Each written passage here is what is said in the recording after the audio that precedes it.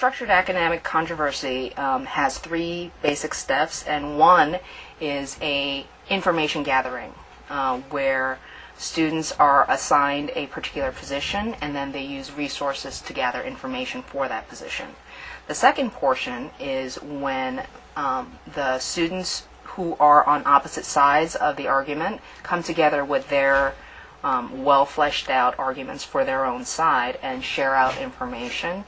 do an information exchange and discussion of what are all the arguments on both sides of the story. And then the third portion is where students drop whatever assigned roles that they have been assigned and have that third part discussion where they get to take all the information of the previous two discussions as well as their own ethics and values to have a discussion and come to a decision and consensus.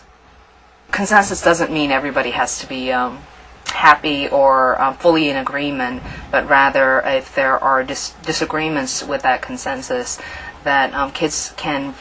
articulate what the nature of that disagreement with the consensus decision is and how can we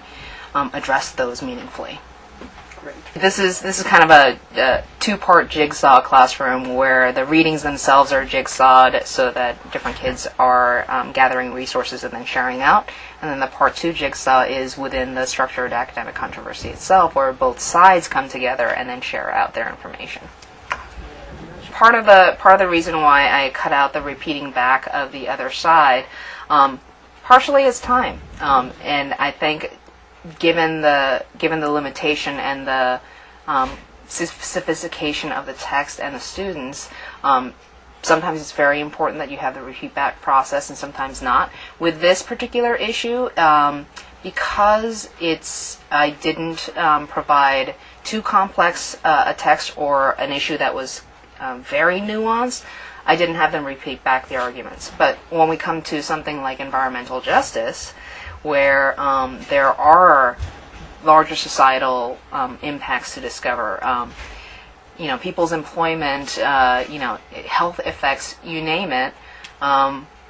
when those arguments are nuanced, it's going to be really important that everybody hears every single point, in which case I will have a repeat back process. So it depends on the content.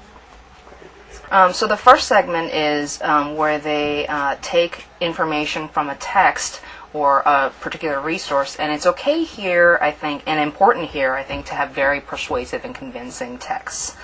so that the kids not only have resources with facts, but also some of the more persuasive arguments, so that they can walk into the mixed discussion with some convincing arguments, and that there's a full balance of text. I think it's important that no one side gets featured more prominently.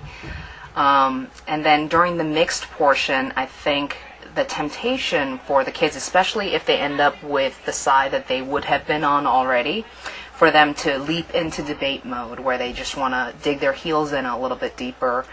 instead of using this opportunity to hear the other side. So I think it's important to establish that this is about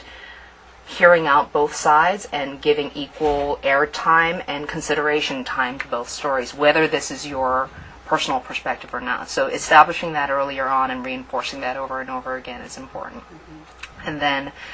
during the final portion, it's important to remind kids not only to drop the role that they were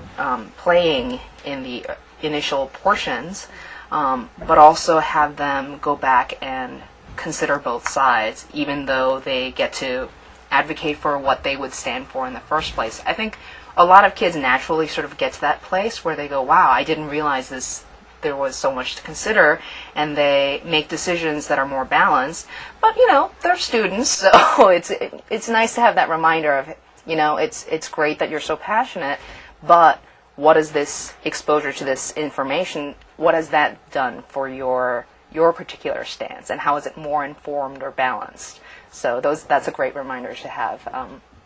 for the third portion.